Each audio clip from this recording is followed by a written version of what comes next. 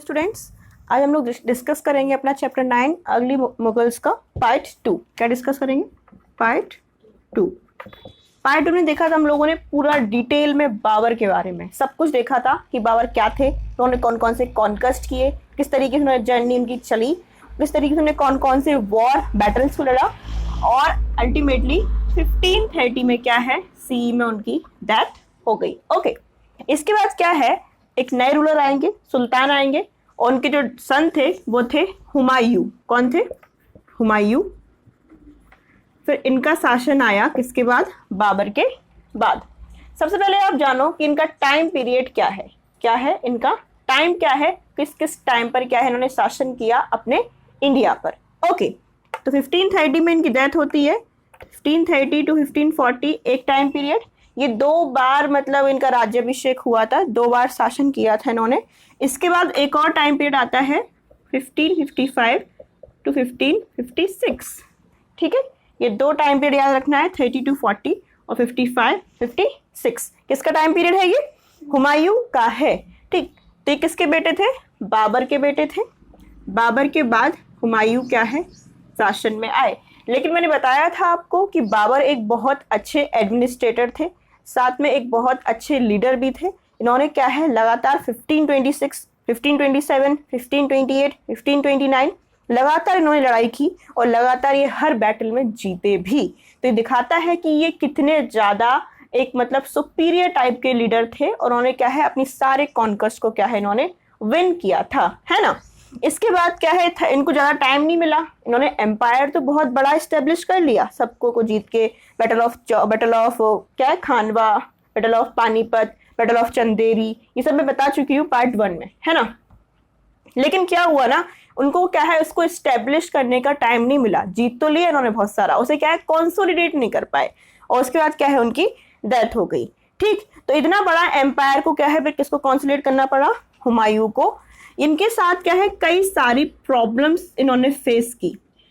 ठीक है, बहुत सारी इनके साथ क्या है प्रॉब्लम्स इन्होंने फेस की गई, जिससे कि क्या है जो एम्पायर को स्टेब्लिश करने में या फिर कंसोलिडेट करने में बहुत सारी प्रॉब्लम्स आई। हम देखते हैं कौन कौन से चैलेंजेस आए इनके सामने, कौन कौन सी प्रॉब्लम्स आई। ओके, चलिए, तो कौन कौन से ऑब्स्टिकल्स थे किसके सामने? हुमायूं के सामने, वो हम जानेंगे। उसके बाद हम जान पाएंगे किस तरीके से इनका रूल रहा, किस तरीके से इन्होंने क्या है रूल किया, कैसे इनकी जर्नी स्टार्ट हुई और एंड भी हुई।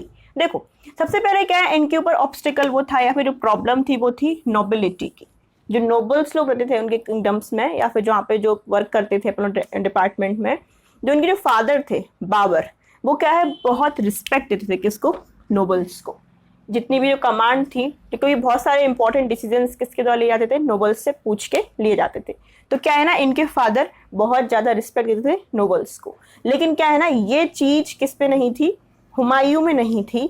He did not respect the command of the nobles, जिसकी वजह से क्या है इसको सपोर्ट सिस्टम एक डेवलप इसके साथ नहीं हो पाया। ओके, इसका सेकंड रीजन क्या था? इसको क्या है अफगानों का भी सामना करना पड़ा। किसको?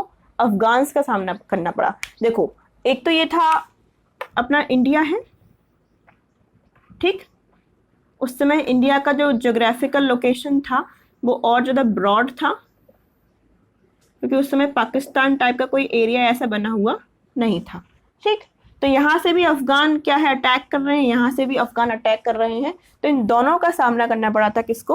हुमायूं को। ये भी क्या एक बहुत बड़ा थ्रेट था इसके लिए। और ये सबसे बड़ा थ्रेट जो सामने आया इसके, वो एक अफगान था, वो थे शेर शाह, शेर खान। तो शेर खान सबसे बड़े थ्रेट बने इनकी लाइफ में, इनको आगे बढ़ने के लिए या फिर इनकी टेरिटरी के लिए, इनके एम्पायर के लिए। वो हम जानेंगे आज शेर खान के बारे में, इनकी सारे पॉलिसीज। तो सबसे बड़े थ्रेट का सामना क्या करना पड़ा? शेर खान का इन्हें करना पड़ा। ओके, इसके बाद क्या है, इनके कई सारे ब्रदर्स थे। कौन के? हुमायूं के बहुत सारे ब्रदर्स थे, जैसे कि अस्कारी, हिंदाल, ये सब क्या है इनके ब्रदर्स के नेम है। 4 ब्रदर थे इनके। तो इन्होंने क्या किया, अपने एम्पायर को अपने फादर के हिसाब से, मतलब फादर ने कहा था कि अपना आप सारा एम्पायर क्या है भाग में डिवाइड कर लेना बराबर, इक्वली। तो इन्होंने क्या किया, ठीक है, इन्होंने सारा एम्पायर क्या है इक्वली डिवाइड कर दिया अपने ब्रदर्स और अपने बीच में। और फिर क्या है बीच में क्या है इनके आगे जाके इनके ब्रदर ही इनके राइवल्स बन गए और ये भी क्या है इनके लिए एज अ प्रॉब्लम क्रिएशन का सामना किया। इसके बाद एक और इनके लिए ऑब्स्टेकल था, वो था बहादुर शाह। बहादुर शाह रूलर थे BS, ये रूलर थे कहाँ के, गुजरात के। ये भी इनकी टेरिटरीज को, इनके एरिया को क्या है, कैप्चर करना चाहते थे। तो ये भी क्या है, इनके लिए एक बड़ा थ्रेट था, बड़ा ऑब्स्टेकल था। तो हमने देखा कौन कौन से ऑब्स्टेकल्स थे किसके, हुमायूं के पाथ में। ओके, अब हम देखते हैं किस तरीके से शेर खान की स्टोरी क्या है, किस तरीके से इनकी जो स्टोरी है वो हुमायूं की लाइफ में किस तरीके से इम्पैक्ट देती है। ओके, चलिए अब शेर खान के बारे में देखते हैं। अब देखो बच्चों, जो शेरशाह सूरी है ना, शेर खान है ना, इसका डिटेलिंग पूरा चैप्टर 10 में है आपके। ये अपना क्या है, चैप्टर 9 चल रहा है, तो यहाँ से आप रिलेट करेंगे आपको शेर खान से, पर इसका पूरा इंफॉर्मेशन किस में देंगे आपको, चैप्टर 10 में, जो इसके बाद आएगा। ओके, देखो यहाँ पर क्या हो रहा है। एक बंगाल उस समय एक जगह थी, आज भी है अपने भारत में, है ना, और एक था बिहार। ठीक, तो क्या है ना, ये जो अफगान्स है ना, ये क्या है, बंगाल की तरफ जा रहे थे लड़ाई करने के लिए। बंगाल, ये है बंगाल, पश्चिम बंगाल, वेस्ट बंगाल। किसकी लीडरशिप में, शेरशाह सूरी की लीडरशिप में ये जा रहे थे बंगाल पर कैप्चर करने के लिए। मेनली बंगाल की कैपिटल थी उस समय घोर, उसको कैप्चर करने के लिए लोग जा रहे थे। कौन, अफगान्स। किसकी अंडरशिप में, शेरशाह सूरी की अंडरशिप में या फिर लीडरशिप में ये लोग जा रहे थे बंगाल। बंगाल की जो कैपिटल थी घोर, उसको क्या है, कैप्चर करने के लिए। वहां के रूलर थे महमूद शाह। कौन थे रूलर, महमूद शाह।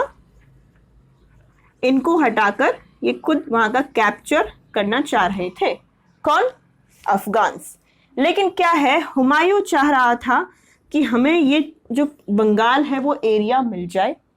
ओके, कौन चाह रहे थे, हुमायूं। हुमायूं कौन है अभी, दिल्ली सुल्तान, या फिर जो मुगल्स है ना, मुगल एम्पायर है ना, उसके कौन है, सुल्तान है बाबर के बाद। तो हुमायूं क्या है, चाह रहे थे कि हम जो ये वाला एरिया है ना, घोर वाला एरिया, उसको कैप्चर कर लें। यहीं से स्टार्ट होती है शेर खान की स्टोरी और हुमायूं की स्टोरी। ठीक है, इसके साथ साथ क्या है, वो जो गौर है ना, उसको कैप्चर करने की जगह कहाँ लग गए, ये चाह तो रहे थे गौर को कैप्चर कर लें, लेकिन एक फोर्ट था वहां पे, चुनार फोर्ट। चुनार फोर्ट को क्या है, कैप्चर करने में ये लग गए। कौन, हुमायूं। ठीक है, जब ये चुनार फोर्ट को कैप्चर करने लगे तो क्या है ना, प्रिपरेशन के लिए शेरशाह सूरी को मिल गया टाइम। प्रिपरेशन के लिए टाइम मिल गया, किसके अगेंस्ट, हुमायूं के अगेंस्ट। तो इसने क्या है, प्रिपरेशन की, काय की, कंपटीशन की नहीं, लड़ाई की, कि हमको क्या है, हराना है हुमायूं को, इसको क्या है, पीटना है, जिससे कि ये एरिया को छोड़ दे। और चुनार फोर्ट कैप्चर करने के टाइम पर इसने क्या है, काफी कर दिया टाइम वेस्ट। और जब टाइम वेस्ट कर दिया तो उस टाइम का यूटिलाइजेशन किया किसने, शेरशाह सूरी ने, और खुद को प्रिपेयर किया, अपनी आर्मी को भी प्रिपेयर किया, जिससे क्या है, वो हुमायूं के अगेंस्ट क्या है, लड़ाई कर सके। ठीक है, और अल्टीमेटली फिर इनमें क्या है, वॉर होता है, और कॉन्सिक्वेंस आप सभी लोग जानते भी हैं, है ना। चलिए अब देखते हैं अपन लोग कि गुजरात और जो मालवा साइड इन्होंने कैप्चर किया था ना हुमायूं ने, वो कैसा था। ठीक है, चलिए वो देखते हैं। अब दूसरा क्या है, इन्होंने कैंपेन किया कहां पर, गुजरात और मालवा पर। यहाँ पर कौन थे लीडर, बहादुर शाह। कौन थे, BS थे, जो कैप्चर करना चाह रहे थे किसको, दिल्ली को। बताया था मैंने आपको ऑब्स्टिकल कौन थे। तो हुमायूं ने क्या किया, यहाँ पर ही क्या है, इन्होंने गुजरात पर अटैक किया, और फिर ये जब इन्होंने अटैक कर रहे थे हुमायूं, तो इन्होंने कोई भी मतलब भाग गए बिना लड़े, तो इनको आसानी से क्या है, यहाँ पे इन्होंने कैप्चर कर लिया गुजरात, इसने, हुमायूं ने। लेकिन जब ये गायब थे वहां से, कहाँ से, अपने जो मेन एरिया है, मतलब उन्होंने भी बंगाल और बिहार पे क्या है, चुनार फोर्ट पे क्या डाला रखा था, लड़ाई कर रहे थे वहां से। तो वहां पे ये प्रिपरेशन ऑलरेडी कर रहे थे, कौन, शेरशाह सूरी। तो वहां से गए ना गुजरात के लिए, हराया इनको। तो ये क्या है, शेरशाह सूरी को समझ में आ गया, अच्छा ये अच्छा अपॉर्चुनिटी है कैप्चर करने की एरिया को, जो बंगाल और बिहार का रह गया था। उसमें प्रिपरेशन करने में लगे थे ना इनके अगेंस्ट। तो क्या है, वो क्या कर लेते हैं, यहाँ पे अटैक कर देते हैं बंगाल बिहार पर, और जिससे कि क्या है कैप्चर कर सके। और जैसे ही पता चलता है हुमायूं को यहाँ पे कैप्चर करने वाला है, वापस रश करते हैं बंगाल के लिए, लेकिन क्या होता है ना, ये अल्टीमेटली क्या है कैप्चर कर लिया जाता है किसके द्वारा, शेरशाह सूरी के द्वारा। ओके चलिए, उसके बाद क्या होता है ना, फिर आता है इससे क्या है गुजरात इनके हाथ से ऑलरेडी निकल गए यहाँ से, ये भी चला गया और साथ में यहाँ भी क्या है इनका कैप्चर हो गया। ओके अब क्या है ना, अब देखते हैं अपन लोग, सबसे इंपॉर्टेंट आती है इसमें बात बैटल ऑफ चौसा। तो बैटल ऑफ चौसा एक बहुत इंपॉर्टेंट लड़ाई है जिसमें शेरशाह सूरी और हुमायूं का क्या है आमना सामना होता है। किसका, शेरशाह या फिर शेर खान और हुमायूं, इनका क्या है आमना सामना होता है। ठीक है, कब होता है बैटल ऑफ चौसा, तो बैटल ऑफ चौसा होता है 1539 सीई में। वेरी इंपॉर्टेंट, याद रखना है कब होता है, 1539 सीई में क्या है बैटल ऑफ चौसा होता है, जिसमें किसके बीच में लड़ाई होती है, शेर खान और हुमायूं के बीच में क्या है इनमें लड़ाई होती है। और इसमें क्या होता है, हुमायूं की जो फोर्सेस होती है, तो जो उसकी जो होती है ना आर्मीज होती हैं, वो कंप्लीटली मतलब कोलैप्स हो जाती हैं और अल्टीमेटली क्या है इसमें जो विनर होते हैं वो होते हैं शेरशाह, और फिर अपना ये टाइटल लेते हैं शेरशाह सूरी का। ओके, और यहाँ से ये शेरशाह सूरी कहलाने लगते हैं। ठीक है, इसके बाद क्या है एक और बैटल होता है, क्या, बैटल ऑफ कन्नौज, वो भी हम लोग अभी देखते हैं। ओके चलिए उसके बारे में देखें। फिर क्या दूसरा बैटल क्या होता है, बैटल ऑफ कन्नौज। ये क्या है, फाइनल बैटल होता है किसके बीच में, शेरशाह सूरी के बीच में और हुमायूं के बीच में। शेरशाह सूरी एंड हुमायूं के बीच में क्या है फाइनल बैटल होता है। इसमें क्या है हुमायूं हार जाता है, शेरशाह सूरी जीत जाता है और अफगान एम्पायर क्या है स्टेब्लिश हो जाता है इंडिया में। कैसा, अफगान एम्पायर, अफगान लोगों का क्या है रूलिंग सिस्टम स्टार्ट हो जाता है किसमें, इंडिया में। अब देखो हुमायूं को तो हरा दिया है ना, चले गए, अब क्या करना है, भाग गए फिर वहां से। और क्या है वो मतलब लगभग 15 साल क्या है एग्जाइल में रहते हैं, मतलब पता नहीं होता है कहाँ रहते हैं, घूमते रहते हैं, यहाँ पे मंडराते रहते हैं। और वहीं पर उसी इस 15 साल के क्या है एग्जाइल में इनकी जो वाइफ होती है हमीदा बेगम या हमीदा बानू, उनसे एक सन की जन्म होता है जिसे हम लोग क्या बोलते हैं, अकबर, जो आगे जाके बहुत द ग्रेट अकबर कहलाए। तो जो उसके फादर हैं वो हैं हुमायूं, जो हमेशा एग्जाइल में करते रहे, घूमते रहे, हारते रहे, शेरशाह सूरी से भी हारे और इस तरीके से क्या है पूरे टाइम मंडराते रहे। लेकिन और इनकी जो मदर होती हैं वो होती हैं हमीदा बानू, उनसे सन का जन्म होता है अकबर, जो हिस्टोरिकल हैं, एकदम इम्पॉर्टेंट हैं, सबसे ज़्यादा इम्पॉर्टेंट हैं किसके लिए, पूरे मुगल एम्पायर, इवन पूरे मेडाइवल हिस्ट्री में सबसे इम्पॉर्टेंट अकबर को माना जाता है। अलाउद्दीन खिलजी के बाद हम पढ़ चुके हैं खिलजी डायनेस्टी में सब कुछ। ओके चलिए अब देखते हैं, जब ये मतलब अकबर ने जन्म ले लिया, 15 साल हो गए, तो फिर दोबारा से ये थ्रोन पे कैसे आ गए। मैंने आपको बताया था कि 2 टाइम पीरियड हैं, एक होता है 1530 से 1540, ठीक है 10 साल का, उसमें ये सब होता है। ठीक है, काम battle of Chausa, battle of Kannauj और सब, कॉन्क्वेस्ट ऑफ गुजरात, मालवा और ये सब। और जब ये एक और टाइम बताया था 1555 से 1556, मतलब 1 साल का टाइम, ये दोबारा से एम्पायर में कैसे आते हैं, रीगेन कैसे करते हैं इसकी पावर, थ्रोन, वो सब देखेंगे। चलिए उसके बारे में फिर से हम देखते हैं। ओके, तो फिर अब कैसे इन्होंने नया पावर गेन किया उसकी भी स्टोरी होगी ना, वो देख लेते हैं। देखो, रीगेनिंग लॉस्ट एम्पायर, ये क्या है, जब घूम रहे थे ना, मतलब 15 साल रहे, भारत से बाहर रहे, तो क्या है कई सारे लोगों क्या है कॉन्टेक्ट में आए। उसमें भी कौन थे, एक पर्शियन किंग थे। कौन थे, पर्शियन किंग शाह तामश्प। तो पर्शियन किंग शाह तामश्प थे, इनसे इनके अच्छे रिलेशन हुए, उन्होंने इनसे हेल्प मांगी, ठीक है थोड़ा हेल्प कर दीजिए हमारे इंडिया को जीतने में, हमारा एम्पायर कैप्चर कर रखा है शेरशाह सूरी ने। उन्होंने कहा okay I will help you, ठीक है हम आपकी मदद कर देंगे। तो इनकी हेल्प से क्या है, सबसे पहले इन्होंने जीता काबुल और कंधार, अफगानिस्तान का काबुल और कंधार, वहां पे जीता, जहां इनका एक भाई था कमरान, वो शासन कर रहा था।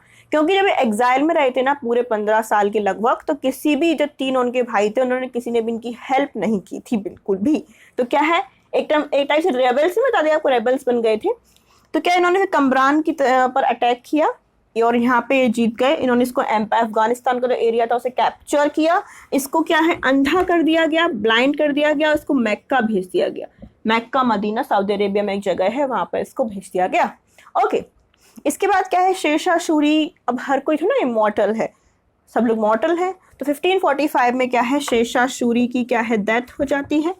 ओके, तो उसके बाद जब उनकी डेथ हो जाती है फिर ये प्लानिंग करते हैं किस तरीके से हम अपना वापस से एम्पायर को रीगेन कर सके, दोबारा से अटैक करते हैं बाकी अपने जो भी इनके वो तो से ना हेल्पर्स वगैरह जो भी अपने साथ में लेके, और 1555 में अपने थ्रोन जो दिल्ली और आगरा है उसको क्या है दोबारा से कैप्चर कर लेते हैं थ्रोन को। लेकिन क्या है, 1 साल बाद ही इनकी डेथ हो जाती है, एक्सीडेंटली ये गिर जाते हैं सीढ़ियों से, और फिर इस तरीके से क्या है इनकी डेथ हो जाती है, किसकी, हुमायूं की। वो जो लाइब्रेरी थी, ये लाइब्रेरी मतलब बहुत बड़ी लाइब्रेरी थी इनकी, सीढ़ियों पे मतलब खड़े होकर किताब वगैरह उठा रहे थे, वहीं से गिर जाते हैं, तो मतलब वहीं से इनकी डेथ हो जाती है। तो लोग वह कहते रहे, एक बहुत बड़े इतिहासकार हैं जो मतलब इनके बारे में कहते हैं ये जिंदगी पर लड़खड़ाते रहे और लड़खड़ाते हुए ही ये क्या है इनके जीवन का अंत हो गया, किसका, हुमायूं का। ऐसी स्टोरीज इनके बारे में या फिर ऐसे व्यूज इनके बारे में कहे जाते हैं।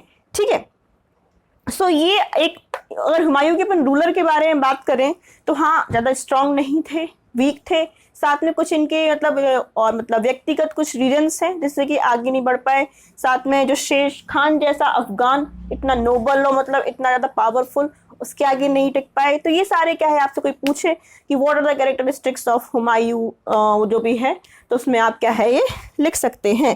ओके, तो ये क्या था अपना ये मुगल एम्पायर का क्या है, अर्ली मुगल्स में उन्हें फर्स्ट में बाबर देखा था, सेकंड में हुमायूं देखा था, और थोड़ा सा शेरशाह के बारे में पढ़ा। चैप्टर 10 आपका शेरशाह सूरी है, उसमें हम डिटेल में जानेंगे शेरशाह सूरी के बारे में। ऐसे ही आगे बढ़ाते अपन लोग थीम 5 अपनी कंप्लीट करेंगे। ओके, इसमें इतना ही था। Thanks for watching this.